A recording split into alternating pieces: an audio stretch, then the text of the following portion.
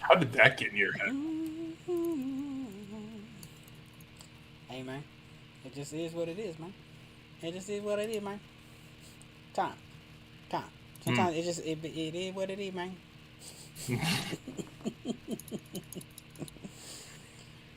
Have you gotten scheduled through the militaries? Now I had to do it on my own. We almost did it through the militaries, but stuff just didn't work out. So Wait, did you get your first shot I did get my first then? shot. Okay. I So did. I could introduce you as half vaccinated Catholic ship. Yeah, we could. I would slap the shit out of you when I see you next, but you could do that. I'm kidding. That's fine. No, I saw it on SNL and it cracked me up. Um, I don't understand why you have to bring up my business like that, but yeah, I am half vaccinated.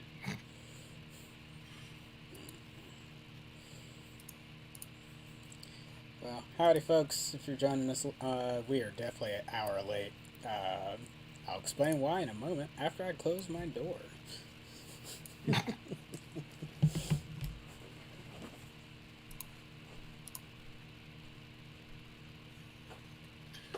I wanna hold you till the feeling subsides. Do you feel like time management just gets harder as you get older? Yes. Like, and it's not even that I was wrong about the. You know what's funny? It's not that I was wrong about the things I needed to get done and the time it would take. The energy wasn't there. I don't know. Mm-hmm. Maybe it's because I got a shot on Monday. Maybe it's finally catching up to me. Maybe I've been on adrenaline all week.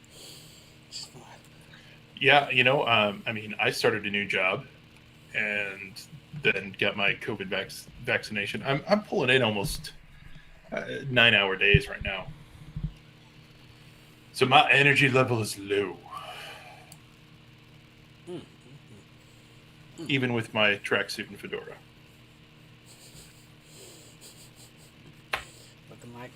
looking like a dude that wears a fedora and things that would happen. I'll do this. Getting a little bit of. Okay, I think we're good. Could you say something real quick? I'm going to say something real quick. Hmm. Hmm. Maybe it might be on my Enjoy, end. ladies and gentlemen, as we work through audio technical difficulties, which I predicted since I am wearing a tracksuit and fedora. Oh my gosh, you did, you did say that. Here, why don't I just. Oops. There. Now it's just right in front of my face.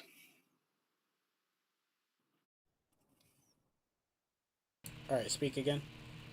Speaking again, Huh? It's gone. I don't. what That, was it? it was just a little bit of static. I have no idea what's Huh. going on. All right. For the folks that may watch this live, we definitely did not get started at 8 o'clock, but we're gonna at least give you the news that's happened throughout this week.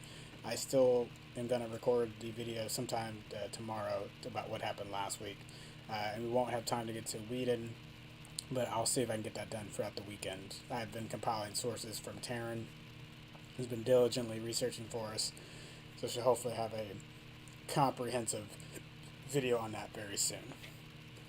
Uh, Which subject are you talking about cryptically? no, Whedon, Josh Whedon.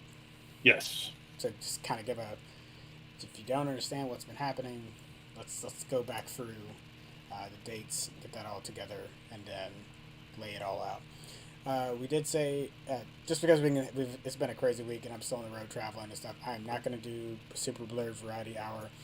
Uh, I will still do something about that next week, so it just probably won't be live. So I just won't have time to get that done. So I want to get caught up. There's a lot of movie stuff that's kind of been trickling out, and me and Tom got to kind of get prepared for the Oscars next week anyway. So um, we'll just kind of knock out the news tonight, talk a little Falcon, Winter Soldier, um, and then it'll be a little bit of a short show. So again, sorry that we're running so late. Um, just things have been happening this last 2 weeks, but we will be Yeah. back.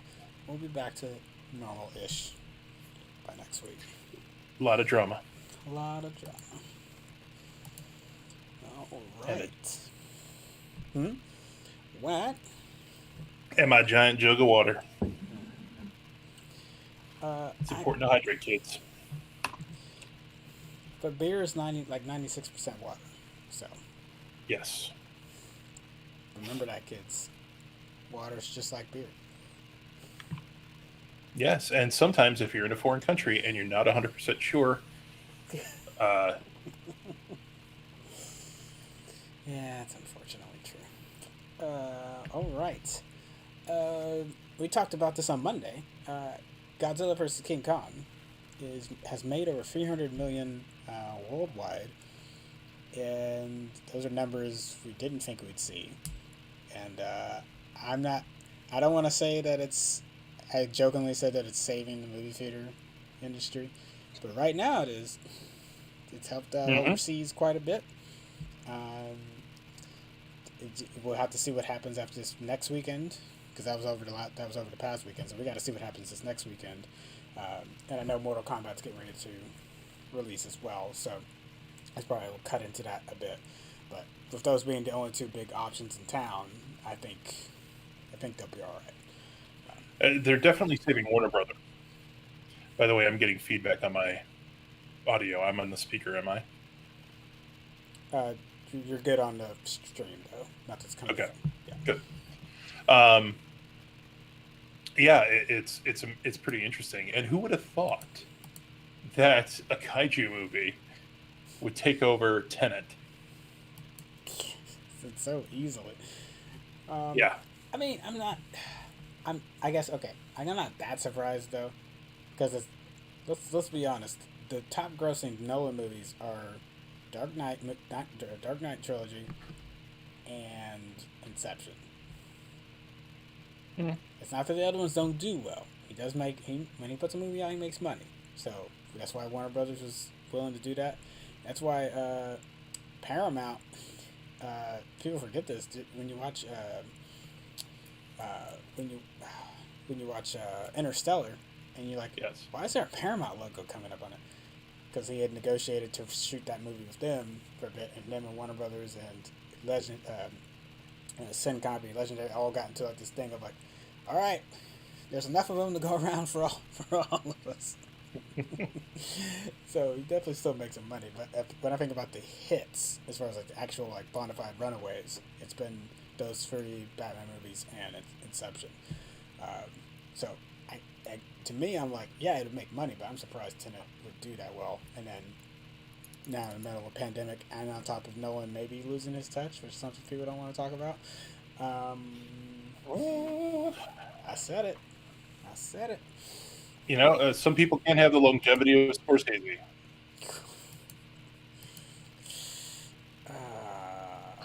That hurts. Granted, I haven't seen The Irishman yet, but I don't have 4 hours. I've given my 1 year 4 hour epic movie to the freaking Snyder cut, but yeah, that's like Wolf of Wall Street still slaps. You know, I know I'm gonna take Joss Whedon to task here, pretty in short order. Not tonight, but very soon. But there's I can't remember the YouTube account. I will get the link and I'll throw it in here. Who just does a great comparison, and not the comparison you're thinking of for Snyder Cut, because everyone else's comparisons have been like, look at how this scene looks better or operates better than the Josh or I forget what they're calling it, Justice League. The Whedon cut. Oh, Justice League, yeah. And when you really take a moment to slow down and think about some of the things that are said, he makes some excellent points on why. Now you already called a lot of that out when we were doing our commentary, watching that together, and even when we did our. I know I got the review a little bit before you, and then when you came in on the subsequent episode, it's like you were still. I've was a little nicer. Oh no, sorry, I was significantly nicer. I think that's probably fair to say. I was significantly Yeah. nicer. No, I should have stuck to my guns. So you're absolutely right on that, Tom. I just want to make sure people hear that publicly. That Tom Oh, wow. had Hold on. the, you know, um, I'm ready. I said it already, Tom. You were right. Any warm fuzzy feelings I had, or maybe just I didn't want to hit Snyder fans that hard. I was wrong. That was it is dumber than I initially gave it credit for. It's beautifully dumb, but it's still dumb. Yeah, it's. I think it's deceptively dumb. The Yeah. scenes are different, so it makes you think they're better, but they actually aren't. Nope. And I think that's a trick. I think that's what when you read what reviewers are saying. The common thing I didn't pick up on before was the screen time. Now we've been picking on the screen time because we keep saying like, oh, it's 4 hours. No, no, no. Take that away for a second.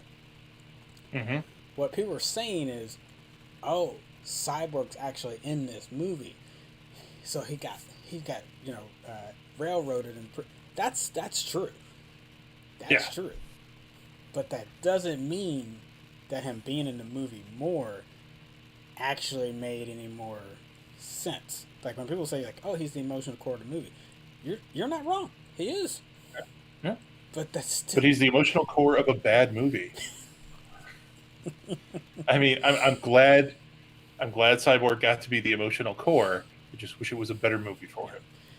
It's like I think here's a good way to say it. It's like when Star Lord screws the whole thing up with Thanos, and everyone is thinking immediately like, okay, so clearly, like, really, Doctor Strange, there's only one way. There's only one way. When it looked like Spidey's almost got the glove off of Thanos' hands, you mean there's really only one way for this to go down, right? And everyone has that immediate reaction to one dumb moment.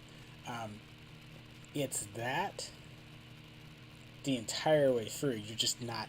It's not as in your face. Like Cyborg's dad. The scene with the heating the box doesn't make sense.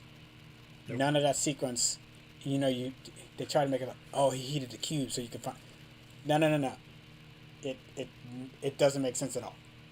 Just give the cube to the Justice League. Mm-hmm. That's it. Yeah. Done. And maybe Steppenwolf still beats the crap out of him and gets it. That's a different, whatever. But this scene shouldn't have. You ran all the way to the lab to heat the cube so they could find it in case they failed to protect the cube. Yeah. So when you pull back and think about the sequence of events, it's like this scene doesn't make any sense. And it's not me being nitpicky. Start the scene and tell me, why is this happening? Why does any of this? You can't say he's scared because he, like, just none of that tracks. His decision was, oh, I'm gonna heat the cube. Then you're a moron. Yeah. If he was scared, why would he go towards where the Justice League is fighting Superman? Yeah. I'm scared. I'm gonna run into the explosions. Yeah. So it just doesn't. No. Yeah. That's one example. There's plenty more. Mm-hmm. I will find the account. I will post it. Unbridled Rage. That's I think that's the name of the account. Okay. But it's done did a really great write up. So everyone else has been like doing the scene comparisons, but they really haven't broken down. Does the thing do they say out of their mouths make sense? It's like no crap that the jokes in the other version are bad. Get past the jokes for a second. Does it make sense? So telling that to say that to Tom publicly, so people are not like, could have never admits when he's wrong. It's like, I was wrong. I don't say I was drinking the Kool-Aid fully, but they got me. They put the Kool-Aid in front of me. I took a little bit of a sip. Almost down the whole thing. You saw something new and most certainly shiny. So don't beat yourself up too much, because that's the Snyder trick. It was most certainly shiny, indeed. Uh, Yeah, he shines up a piece of turd, real nice. yeah. Well, I know everyone's gonna be mad at us now, but just had to get that That's out there. okay. Let's continue to get them mad at us. Uh, well, we skipped some Warner Brothers news. So Oh, it's the other Warner so there's Brothers news. Yes. there's two extra things in that. One, Warner Brothers admitted they screwed up, not about Whedon or Ray Fisher, which is probably what they should be talking about, uh, Eventually. but specifically about how they came about announcing their release and not working with the directors and producers to work out that schedule for movies that would be on HBO Max. They admitted they didn't do a good job with that, and that's a good step in the right direction. Along with the news that all their movies are going to come out in theaters in 2022 and respect a theatrical window, and then stream later on. That window is going to be shorter. It sounds like it's going to be 30 to 60 days. I've kind of been, as much as people say it's confirmed at 30 days, I'm still hearing there's some back and forth on that. It could depend on what the movie is. And we're also hearing really good reports that Dune may not stream at all, said it can be theater only, and then maybe way later in the year it might jump on HBO Max. So like it's currently slated for October, so that means it may not be like on HBO Max until like possibly the end of December when people are at home with their families. And I think that would be a really good 1-2 punch for Warner Brothers, where it's like, okay, you let Dune let it have a chance to see where its legs are, and hopefully the world is in a much better spot by the time that happens, and then you still get to have your streaming pie. Given how everything's happened, if that stays true, that'd be a really good success story, given how weird they've been acting. Yeah, most definitely. Though there's part of me that is sad to have the multicast. I am looking forward to going into a theater. I mean, and I wanna watch Dune in the theater. I do too. I mean, actually, I really want to watch Dune at an IMAX theater, but sadly, that one closed in Chicago. Oh. Yeah, there was a theater chain closing. It was rather small though, so I did not include it. I should have included that one. I still should have talked about it in the notes. It's still. But Oh, go ahead. one of the things that bothers me about this, though, is that I can't remember when Dune was scheduled to release in 21, but I think they're probably looking at later in the year so that they can get the most butts and seats. Yeah. Like they're going to delay it until August, September. Oh yeah, it's October, so it's not playing until October. Jeez. I know, They better. I know, but it's one of those. I'm going to allow it, provided they release the second half of that movie, February 2022. Oh, that's not happening. That's not I happening. mean, they simultaneously filmed it. Not completely. So the story, I don't know what the treatment is for the second part of the movie, but I don't know if that's finished. So they filmed some stuff. They filmed some stuff, but they didn't film all of it. So they still got work to do on it. Oh, now he's pouring a drink. He's like, I need booze after that news. I know we were going to get it year after year. We were going to get 2020 and then 2021.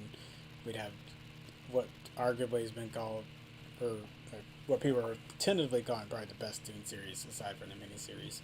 It'd definitely be better than David Lynch, you know. I'm suspecting this will be better than the sci-fi series, but that's just. Technically, it will be better. We'll see about how it will be better. Yeah. So one thing I will say real quick, I'll wrap up some more Warner Brothers, but it's still related. Going back to Godzilla, before we get there's some cool Dune news, but so we'll put a pin in Dune for just a moment. But this is still in the Warner Brothers wheelhouse. So we talked about them apologizing for the debut and also the knowing that it will be in theaters in 2022. But sorry. A lot of people were a little confused because all the monster movies so far, Skull Island, King of the Monsters, G versus K. Yeah. Well, until that one, but they'd all included some little Easter eggs or like a tease that something was going to come up later. So you had 2014 at least established Monarch. Skull Island had the end credits with more Monarch stuff. King of the Monsters had the Ghidorah head at the end, and then Godzilla vs Kong didn't have anything at the end. Kind of made people think like, oh, well, you know what? We actually haven't heard confirmation that there's any new movies and things coming out after this. Everyone rest assured, whether it's a Godzilla versus King Kong 2, or like another just Godzilla versus space Godzilla, or like Mecha King Ghidorah, which I guess we technically already kind of got, but we'll talk about that later. More monster movies are on the way. That's been confirmed by Warner Brothers, and so rest easy. My dream is going to be a reluctant pair up again of Kong and Godzilla, but it'll be Hobbs versus Shaw type of thing. Oh, gosh. You know, they're both going to be called in, and they're going to walk into the office together, and I'm not working with that guy again, or something along those lines. And You work with him, and you quit arguing in my office. Agitate my sciatica. Taking a page from Abed's police chief. Turn in your whistle. Turn in your whistle and your badge now. And don't you even think about getting anywhere near this case. Oosa. Why is that the magic word? Just the magic phrase that gets everyone to do what you need them to do. So, don't you think about getting near this case? Like, you know what? We need to get near that case. Or how about you actually don't? Because you're being investigated by IA. Like, that's the definition of don't. Stop that. So we'll pivot to, but I'm excited about that. I want to see more Godzilla stuff. And there's just a whole cadre of monsters that we can tap into. The only thing I would say is, like, at least from a scale thing, like, I mean, King of the Monsters, even though he didn't fight, he only really fought, Godzilla really only fought Ghidorah and Rodan the most. You still see a bunch pop up there toward the end. All these other Titans pop up. And it's just kind of like, after you do Ghidorah, like, who's, I mean, I'm not, I guess I want people to understand that this is not me crapping on the other monsters, especially if you like those. That's not what I'm saying. I just like, but I think about usually the top dude to go against has been Mechagodzilla and King Ghidorah. There's usually been the top two. I don't think that's crazy. I don't think that's unfair to say. So it's like everything else after that, if they don't craft a good story, it could be a little bit of a letdown. So does that make sense? Yeah. No, it does. Yeah, I'm kind of curious to see who they're going to pick as well. Maybe it's going to be a new monster. Ooh. Maybe they will. Yeah, or maybe they'll bring in Gamera, which I kind of want to see. Okay. All right. I like it, Tom. That's some stuff I can get behind. We're gonna jump back into Dune real quick. So, Stellan Skarsgård. Yeah, that name, that family name is just getting ridiculous when it comes to movies. I mean, I don't think that they're all related, but yeah. Wait, was it you and me talking 2 weeks ago? Alexander Skarsgård is in the film, and I blanked. I was like, what? Like, wait. Yeah. What do you mean he's in this movie? And I was like, I've watched the movie twice. You didn't notice that was him, and it just blows me away that because like at first thing I said, oh, that's Eric Northman. What the hell? Why is he playing a nerd instead of like a badass Viking vampire? As you do. But the father, the patriarch of the Skarsgård family, Stellan, is playing Baron Vladimir Harkonnen, one of the chief bad guys in Dune. The shot of him in the trailer coming out of that black, I forget what the substance is that he's coming out of. I don't know if it's identified yet, but just already looking so much the part. Talks about makeup issues in the film because if you're gonna play the old Vladimir, you gotta put on some suits. Gotta put on some suits. Gotta put on some prosthetics. Gotta look disgusting. Yep. Gotta look a little grotesque. And he said he spent about 30% of his time just doing that before ever acting, and that's not surprising. It'd be no different than like most alien transformations and things in movies. But I think he's referring to it because it's actually not something he's had a lot of experience with. He's been in a lot of movies, but he hasn't actually done a lot of facial Makeup changes stuff. and makeup and stuff like that. So if you're wondering like why, this is a typical thing. It's like he's getting up there in age. This is that this is new for him. Yeah, this is I think it's kind of interesting, like and oh shoot, what is his name? Jones, who's in Discovery. Oh, Doug Jones. Yeah. Doug Jones.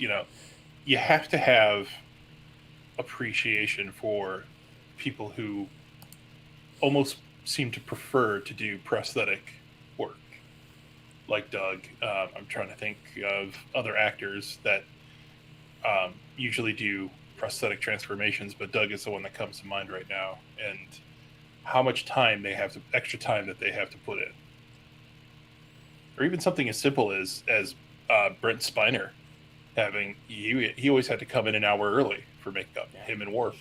It's commitment. And they try to make it better, try to come up with shortcuts and things, but I mean, it just Sometimes. it's gotta look good, you know. Mm-hmm. And then the Daily. So we'll put a link to the Daily Beast article where he gives his interview because he also just gives a lot of love to Denis Villeneuve, the director for Dune, and why he just wanted to work with him. So it wasn't that the role was captivating for him as well because he loves Dune, but it's like kind of like in the same way me and Tom have been impressed by Villeneuve in like Arrival and Blade Runner. It's kind of the same way as like other actors have also appreciated seeing that work, and now he's kind of becoming someone that people want to get associated and attached with and work on his projects with. So It's just so damn crisp. Like I don't know what he does or what choices he's making in that process, but it really surprises me in comparison to other films, like even modern films, how crisp and clean that those scenes look.